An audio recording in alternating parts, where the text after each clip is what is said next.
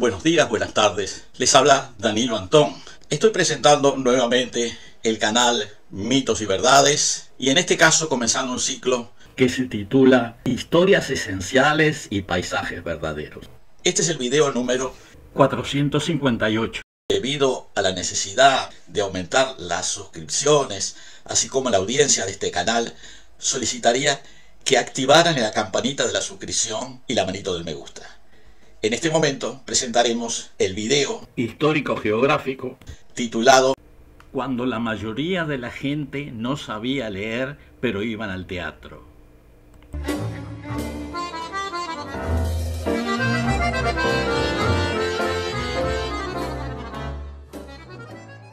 En los tiempos antiguos, en lo que se llama la época clásica, no se requería que la población en general supiera leer o escribir. En Europa y en el Medio Oriente, la escritura o lectura estaba limitada a las autoridades, los cobradores de impuestos, los administradores de los bienes del Estado, los sacerdotes y unos pocos comerciantes destacados.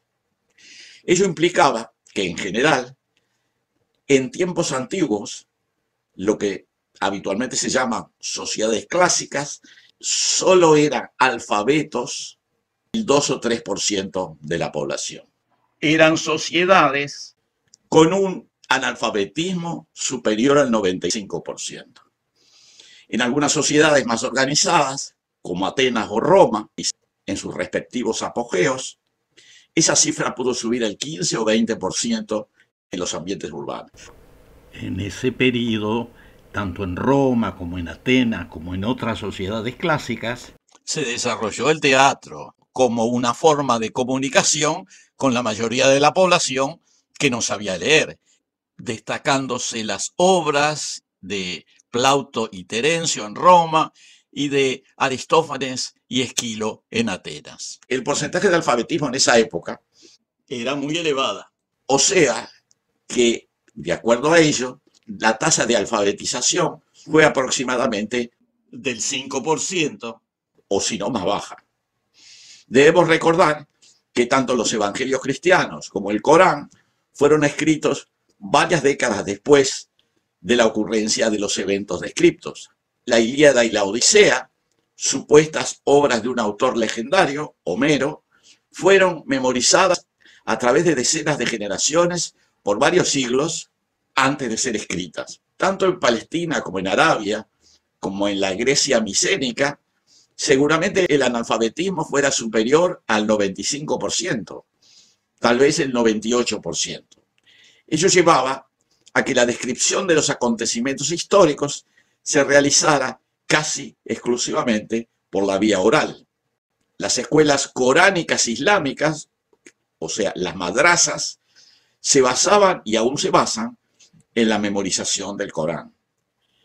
Esa situación perduró en Europa durante el período llamado medieval, donde el saber leer y escribir estaba reservado a sacerdotes, ciertos funcionarios y el sector más afluente de las respectivas élites.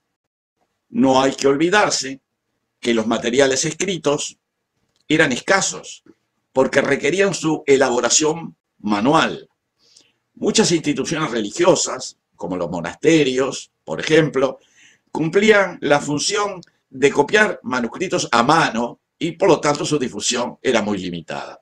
A ello hay que agregar que en Europa medieval la mayoría de los manuscritos estaban escritos en latín, que era una lengua ignorada por la inmensa mayoría de la población.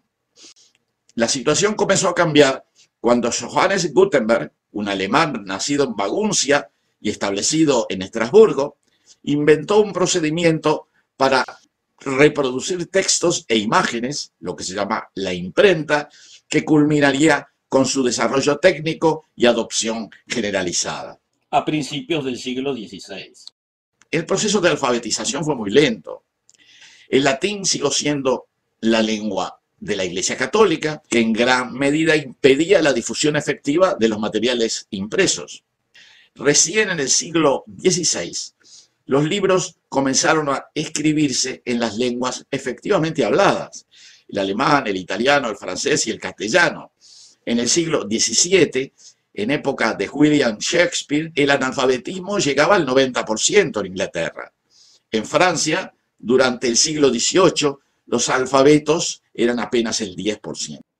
En las principales sociedades de Europa occidental empezaron a tener importancia las representaciones teatrales. En España también tuvo importancia el teatro. En los siglos XV y XVI, el teatro había surgido en las iglesias, pues fue allí en donde aparecieron las primeras obras, que consistían en la representación de los textos evangélicos en fechas importantes del calendario cristiano, por ejemplo, Navidad, Semana Santa, Corpus Christi. También había representaciones de teatro muy refinadas y que generalmente se representaban en palacio. El teatro popular fuera de las iglesias era un género nada refinado. Al siglo siguiente, en el siglo XVII, simultáneamente con la prosperidad económica del reino español, se desarrolló lo que se llamó el teatro español del siglo de oro, tanto en los dominios peninsulares como de ultramar de este imperio. Del mismo modo que en Inglaterra y en Francia durante todo el siglo XVII, en España el teatro fue sin duda el espectáculo por excelencia que presenciaban desde el rey hasta los más humildes.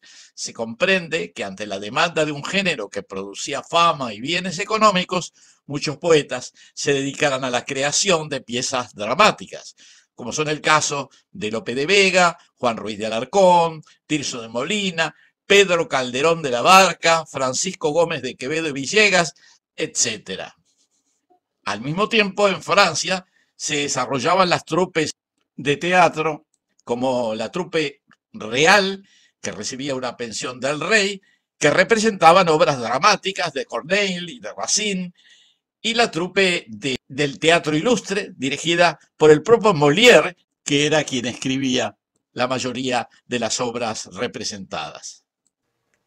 Del mismo modo, durante el siglo XVII, en Inglaterra se desarrolló un teatro de una gran intensidad dramática y gran repercusión popular, principalmente representado por las obras de William Shakespeare, cuya trascendencia se extendió hasta nuestros días. Debido a las limitaciones que implicaba el alto grado de analfabetismo, el teatro representó un importante instrumento de socialización. Por esa razón, eran tan importantes las obras teatrales y la representación de teatro, tanto en España, como en Francia, como en Inglaterra. Ellas eran la mejor forma de comunicación para una población que mayoritariamente no sabía leer. De ahí la importancia de las obras teatrales de Shakespeare, de Lope de Vega, de Calderón de la Barca, de esa época. Era la forma de comunicación que existía para una población mayoritariamente analfabeta. En todos estos periodos, el porcentaje de analfabetismo de las mujeres era aún mayor al de los varones, oscilando entre 95 y 98% en la mayoría de los casos. Esta situación comenzó a cambiar en el siglo XIX, cuando se instaló la sociedad industrial con una alta productividad en la impresión de manuscritos e imágenes. Se observó una progresión de la tasa de alfabetismo que comenzó en un 10 o 15% a principios del siglo en Europa y en ciudades de las colonias americanas y culminó en un 30 a 50% al fin del siglo XIX. El siglo XX fue el periodo de alfabetización a nivel global. En las sociedades influenciadas por la cultura y lenguajes europeos principales, se difundieron los materiales escritos, se popularizaron y democratizaron las escuelas, y en los países de cultura oral se adoptaron sistemas escritos que permitieron su difusión a nivel general. Junto con la difusión de textos e imágenes, se produjo una evolución cultural que incidió en nuevas realidades sociales y políticas.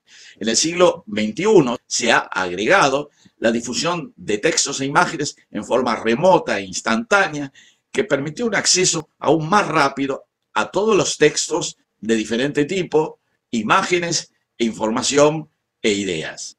Podemos decir que hay alfabetización, pero ahora, en el siglo XXI, es una alfabetización de nuevo tipo, una alfabetización informática con gran dinamismo, cuya evolución futura es difícil de prever.